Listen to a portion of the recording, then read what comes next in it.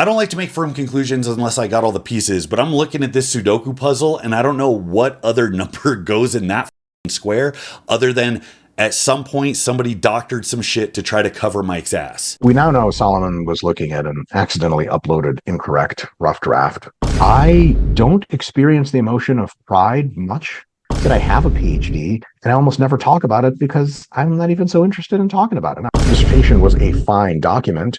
And that's misleading, whether it's intentional or not. Woo, that was a wild ride. So if you're new to the Mike Israetel drama that's been brewing over the last week about his PhD, his dissertation, I'm going to give you a concise timeline and bring you up to date because we had a big one drop today. Mike basically admitted that Solomon had the original copy, which is the same thing as admitting that they actively tried to cover it up. So we're going to talk about what the evidence for that is, what it means moving forward, and I'm going to take plenty of digs along the way because, as I established in my first video, I like to say I told you so. I left the sponsors out of the last one, so I got to make up for it. Free hoodie sale, $99 gets you a free hoodie. You get as many as you want in barbell apparel, get it below. And yes, I absolutely am talking shit about Mike Israetel and exercise science as I tell you to go to BaseStrength.com and get my book and my app and all that other shit if you want some direction with your training. That all comes from my 20 plus years coaching and competing, in addition to just the exhaustive amount of research I've done about how the biggest, strongest people in the world have gotten jacked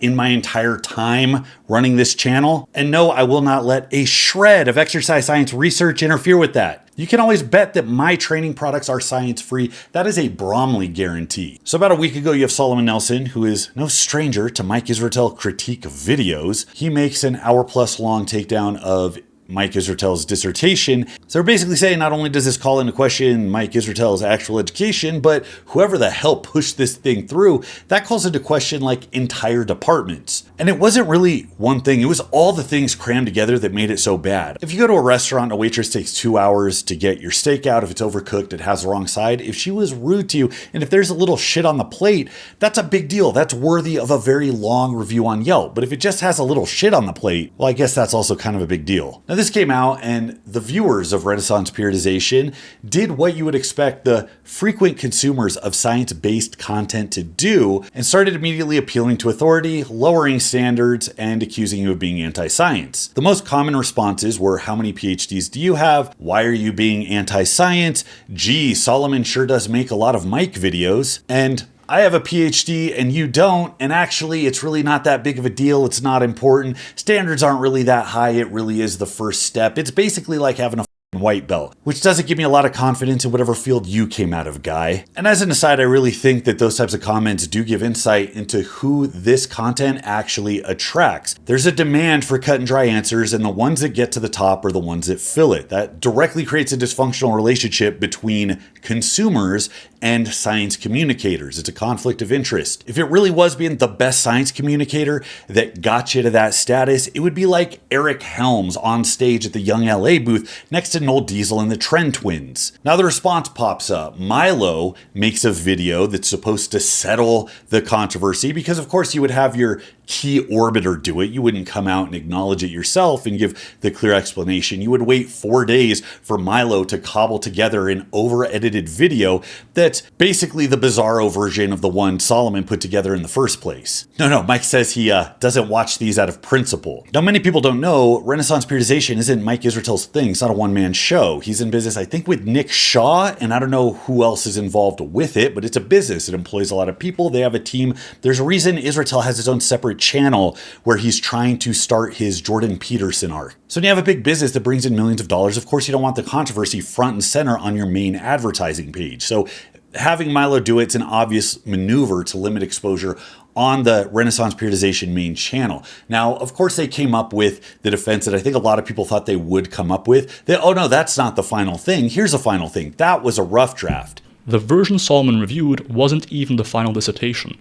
It was an earlier draft, the kind of draft examiners send back with corrections, which means half of his biggest gotchas don't even appear in the version Mike actually graduated with. Now that stood out to me because my entire livelihood hinges on the little shit I cobbled together here. And if all of that was at stake because some hater across the pond was putting together a hit piece on me that I could easily refute with a single text on IG, I probably just would have done that thing instead of dragging it out, getting all of my little lackeys to put together an overproduced monstrosity to address it. That's the type of political maneuvering that makes you look like a politician. Now, at this point in the chronology, I'm still in a world where I'm willing to believe that it might be a rough draft. I mean, it kind of makes sense. People kept appealing to Occam's razor. Does it really make sense that a paper that shitty would actually be accepted by a university? Isn't it just more likely that somebody screwed up and gave the wrong one? But you know what doesn't seem likely? The fact that the official document in the university database would be the wrong one, and the correct one would be the one on this Google Drive that's being hosted by their social media guy that shows edits done as recently as that very day. Now, there were also a bunch of other things that were serving as mounting evidence that this wasn't quite right. There was evidence showing that the document was Frankenstein together. People were really eager to know why you would put acknowledgments on a rough draft. Why did Solomon's draft say August when the supposed final draft Milo was showing showed March? Why are the edits showing a generic ETSU account as doing the edits? Wouldn't it be the name of the person doing it? Oh, and also, a dissertation is a big fucking deal. It takes a long time. It's a culmination of like 8 years of higher education, and it's supposed to be the thing that shows, hey, you're actually an authority now, you know your shit. Who in the fuck accidentally uploads their shitty dirt rough draft that's rife with spelling errors? The very best case scenario is that person just has a monumental amount of I don't give a I can't even move fast enough to keep up with all of this. I had a video locked ready to go and then Mike drops this, so I have to hold off on putting that out because I don't want to have to delete another fucking video because I actually care about like shitty information being on the internet. So in the morning yesterday, Mike admitted to it, but they keep doing this shit. I'll release a full response later. It's like, can you dildos just acknowledge it on the spot? What is it with like putting off acknowledging the thing that everybody's talking about, letting people fill in their own conclusions? It's like, I don't know if it's strategy, I don't know if it's drama, but it's really obnoxious. So they finally dropped the actual explanation. This is explanation revision number 3.2. YouTuber Solomon Nelson made a critique video of my dissertation, blah, blah, blah. He points out it was a third of his PhD. The classwork and athlete coaching was another 2/3. Our entire point is that the culmination of his education, the thing that's supposed to show that he has competence, was absolute dog shit that was void of any competence or even basic effort. He's going out of his way to be like, whoa, whoa, whoa, remember, it was only a third of my grade. All of my classwork and athlete coaching, that was 2/3 of it. So I could have, gotten a 50% on my dissertation. I still would have gotten like a B overall. That's pretty good. Let's keep it in perspective, guys. I had no intention of responding, of course, principle and all, because I wasn't going to doubt that my 12-year-old dissertation had plenty of errors. Solomon has a long history of making hate content about me. I think this is disingenuous bullshit. He wasn't going to respond because he didn't think it would get the steam that it got. Even if it's true about Solomon and he's hater number one, your entire brand, again, a multi-million-dollar company that makes you and a lot of people a lot of money, you are the face of it. And if your education is under attack, that's your entire fucking branding. The idea, well, I'm not going to respond to it because, he's a hater. If that's actually how you approach it, then yeah, you are an egotistical idiot because companies don't pick and choose which slander they respond to based on whether or not they think the person is legit. It's based on the potential damage it can do to their brand. So forget about principle. Even from a strategic point of view, this is lazy. This is dumb. He's trying to make it seem reasonable that he wouldn't respond. It's just not reasonable. Milo reached out to him to have a response on his channel. It was Milo's idea, remember? So in pushing it all on Milo wanted to do this. I wasn't going to respond because Milo is the ball-licking fart sniffer that you all think he is. He sent him multiple files because he didn't know which one was the right file after 12 years, because why would you take the time to look? Again, on the question of like competence and effort, I mean, we're seeing what his bodybuilding career looked like. We're seeing time after time cutting corners and laziness. Upon looking over the files, Milo found one file that he suspected was actually the closer one to the final version of the dissertation. He includes that file in our video response and linked it as well with my permission. I was on that vid and we both claimed that Solomon likely was critiquing a less than updated dissertation. So it's not that this was the final draft. They found in this pile of files one that looked like it should have been the final draft, and we're going to make a video saying that Solomon had the wrong one. So how does this make sense, guys? How does it make sense that you have a file from earlier that was more complete, had different formatting, longer page length, and tracked the corrections, and you just looked at that and you're like, nah, I'll do the one with the 1,500 fucking spelling errors that have to be checked? I mean, he's trying to be self-deprecating by saying, oh, there's plenty of errors, that's on brand for me, but it's like, it's true. Why do you want to have a channel having conversations about things you have tangential experience with, if any at all, when this is the rigor you apply to the things that you not only have a fuck ton of experience with, but your actual entire livelihood depends on? All caps. I did not double check to see how the files compared before Milo posted them, because why would you do that? 5 days later, he puts the video up, but why would you double check in that time? This is 100% on me and me alone. I know you're such an accountable person. Big mistake, sloppy seconds, Mike, ha ha ha. Okay, we're doing jokes again. And just like a black fly in your Chardonnay or a death row pardon 2 minutes too late, this is not ironic. It would be ironic if he was known for not being sloppy. This is, I don't know, a coincidence, a pun? God, Mike, you're really batting 1,000 here. Fuck. A few days later, I dove into the files and realized the version of the dissertation Milo posted was actually an even older version than the one Solomon critiqued. The file used in Milo's response video is not only an older version, but has way different formatting content than the official dissertation Solomon reviewed. I was like looking for the standard deviation tables. I'm like, did they just delete it? Because Milo just said specifically that those mistakes weren't there. It's like, yeah, because they deleted them. I had zero intent of obfuscating the truth. Best case scenario, and this is all true, you had every intention of being a lazy fucking dildo about it, which is not better. Just this morning, my advisor sent me the latest version of my committee-reviewed dissertation from 2013 that he was able to find in his email. I didn't have that version in my files, but it does have most of the stats corrected. So it appears as if not only was a dissertation that's currently in the university portal the incorrect version, because I uploaded the wrong file 12 years ago, 100% my fault. Does it get tiresome to keep saying my fault? You know what they say, bro, an ounce of prevention. But my initial assumption that this other file might be the more correct file was also wrong. At no point during any of this process did I retroactively edit the dissertation copy Solomon critiqued and try to claim it as an older copy. So there's a Google Drive with all this shit, including the 2025 corrected document I created yesterday. Okay, so he created yesterday. He didn't create it before.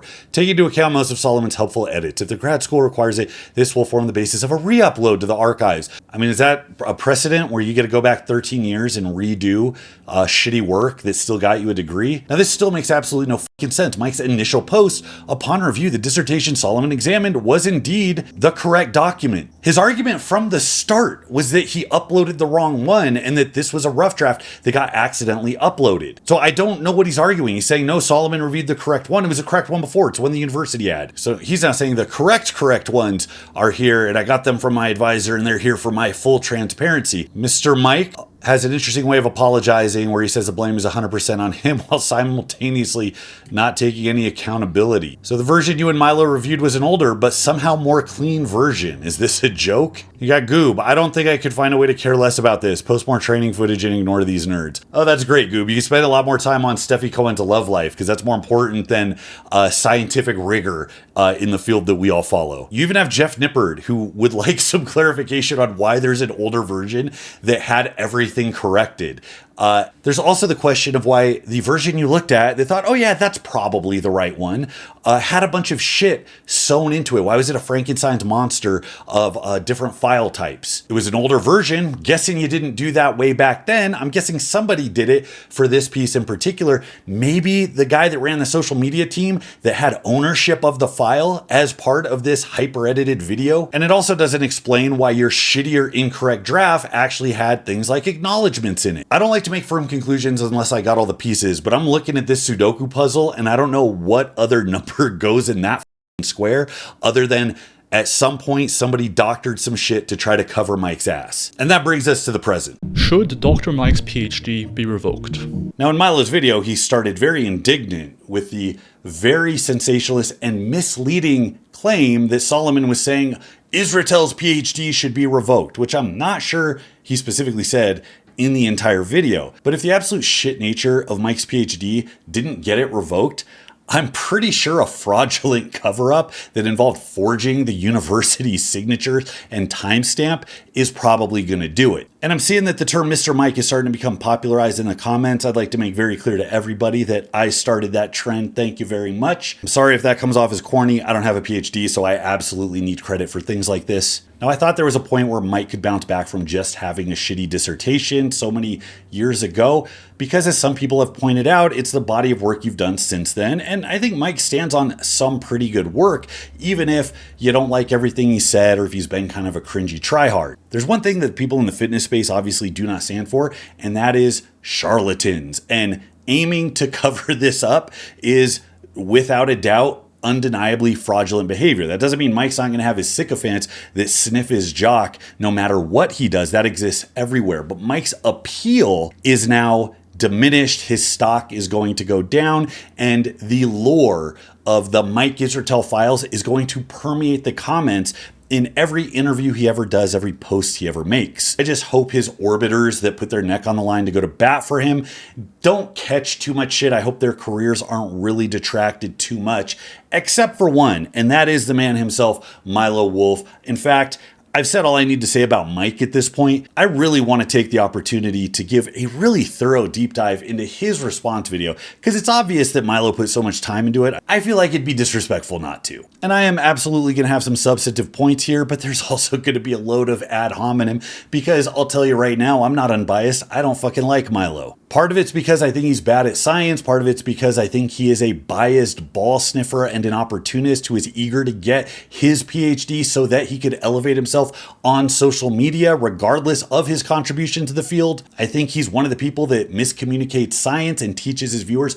to look at science the wrong way. And even if he knew that Mike was up to no good, I don't think he has the wherewithal or spine to point it out, which makes him just as bad as everybody else. The first thing that stands out is that Milo copied Solomon's chapter format, which I think is hilarious, because Milo's entire point throughout the video is that Solomon is engaging in theater, not science or whatever the fuck. And it's actually the exact opposite. Milo is the YouTube opportunist. He leans into the sensationalized thumbnails and titles, which directly teaches the audience to look at science wrong. They come in expecting there to be some big reveal or some firm conclusion, and the nuance is really anything but. Also, it was an absolute fluff piece. I mean, he was asking Mike just the most ridiculous questions. Mike, overall, are you proud of your PhD dissertation? Do you see it as a genuine critique, or does it just feel like part of repeated personal attacks you've received over these past few years? Looking back now, do you wish you'd polished those surface details more? The formatting, the APA reference list, the repeated methods?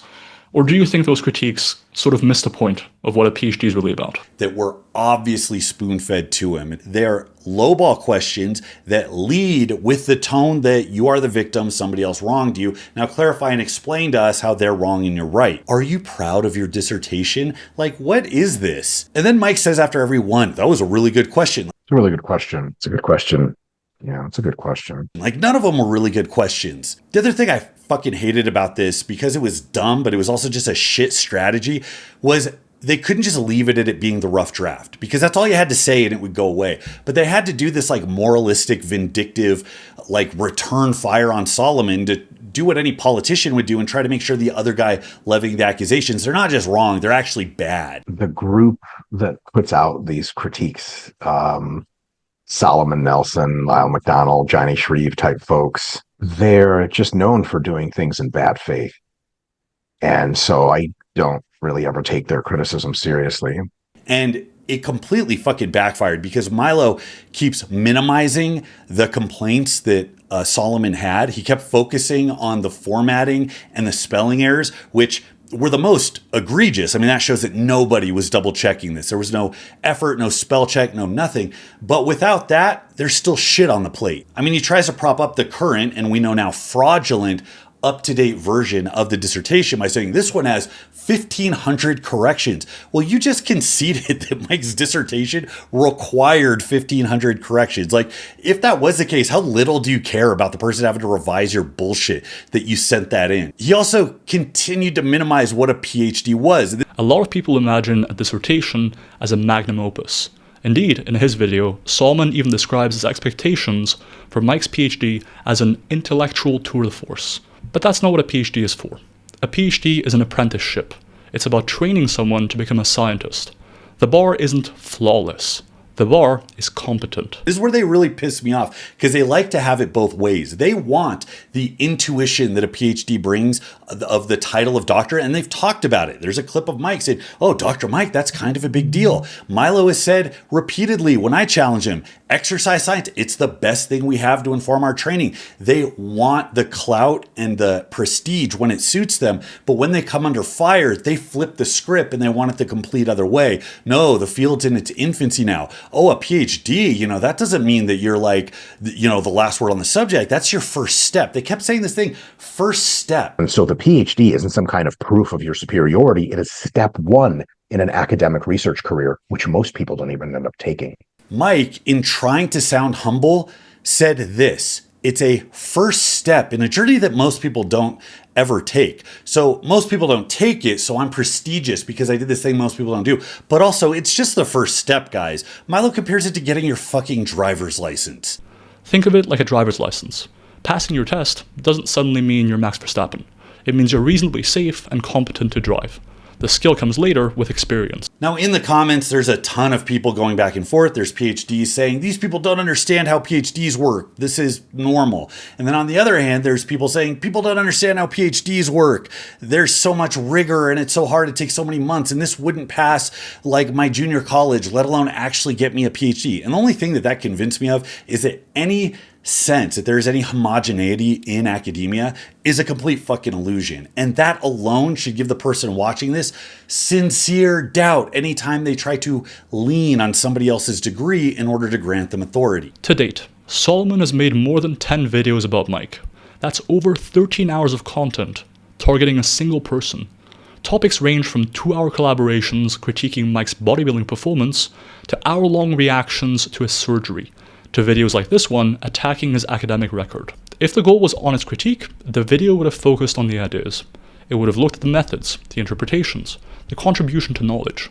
Instead, it focuses on typos, personal digs, institutional prestige, and even mocks Mike's physique. Solomon's video ridicules, it exaggerates, it entertains, but it doesn't aim to inform. So then he tried to focus on Solomon's motive, saying Solomon's made a lot of videos about Mike, which of course he has. Who are we supposed to talk about? The people with 100 subs? If the top guy who is the biggest science communicator, who has the most reach, is on the most podcasts and platforms, if he is having this decline, he's going through this arc, he's saying weird shit, people are going to talk about it. That's the thing. And even if Solomon just specifically ran an anti-Dr. Mike channel, it doesn't invalidate anything he's saying. He could be the biggest clout-chasing piece of shit for all I know. He said what he said, and whether or not he has a PhD doesn't come into it. Whether or not he's even acting in bad faith. You could say maybe he was acting in bad faith, but the facts still stand. It is what it is. I've been accused of clout chasing since I started this channel because I've probably made a dozen videos on the topic out of the 700 educational videos I have up.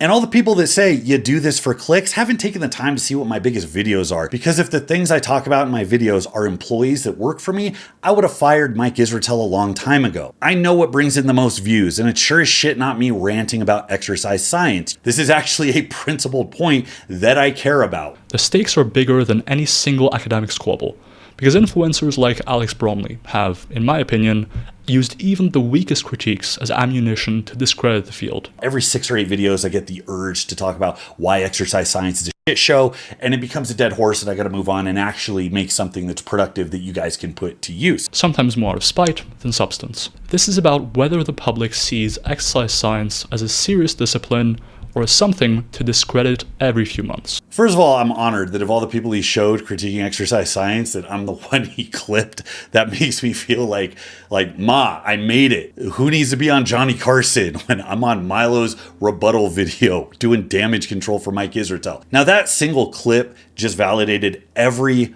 bias I had against Milo Wolf, because I'll be honest, I don't like him. Some of it is the fact that he pronounces his N's when he says the word damning. He painted this as damning evidence. He sounds like the 16-year-old that dressed up real nice because his dad was throwing a cocktail party with work friends, and he's trying to walk around and impress them with how smart he is. And that clip, of course, was pure cowardice, because I make a whole ton of claims that are specific, that could be addressed individually, and he selects the one that is just me saying, like, yeah, every 6 or 7 videos, that's like every 2 months, I get the idea like I should do another follow-up on the state of exercise science, which is very in right now and has a lot of problems. And then I'm like, no, wait, I've done that before. And also you can't put that to use. So instead, let me do something that is actionable for you. I don't know how you pull out of that anything to support anything he said previously, but what it does do is it prevents him from having to engage with any of the substantive things I said that he has no response to. And I know because we talked before. One thing I want to circle back to real quick, but the way that fraud was presented within sports science in the original video, to me, it just read as making a sort of blanket statement around the state of sports science. I think claiming that fraud is this rampant issue that is meaningfully impacting sports science might be pushing a little bit too far, but I think we shouldn't oversell the issue. And for those of you who haven't seen, it's on Pac's channel. I'll actually link it below. You can go watch the entire discussion we had. It went 2.5 hours, I think, where we put it all out. We aired our problems and see how well some of the things I said hold up today. And see if somebody like Milo is actually being as kind of objective, critical, dare I say skeptical of the field that pays his bills and gives him his clout as you would want a science communicator to be. Now, the thing is, I don't mind disagreements. I am not allergic to people telling me I'm wrong. I've taken L's plenty. It's the only reason I'm good at anything or know anything today. I think generally favorably of Pac. Milo, I didn't mind so much until he put me D tier on his YouTube influencer ranking. I'm not going to pull the Israel like, yeah, I dish it out. I could take it. Talk that shit, bro. It's dope. Whatever.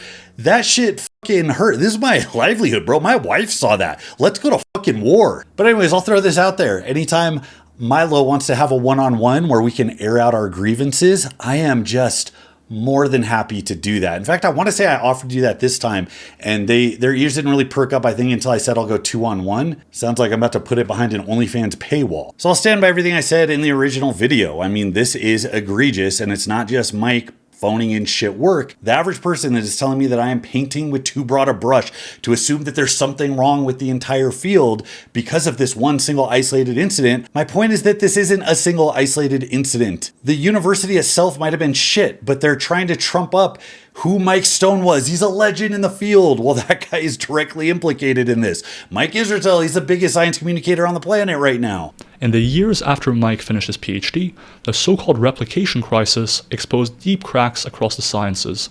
A massive multi-lab effort published just a couple of months ago, which set out to replicate many landmark experimental studies in the field, found that only about 28% of exercise science studies replicated successfully. You can't have Milo saying that the research is the best thing we have to inform our training, which he has literally said, and also say the field's in our infancy. Exercise science is messy.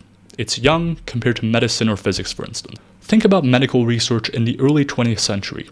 Back then, trial designs were crude, reporting was inconsistent, and statistical methods were still being hammered out.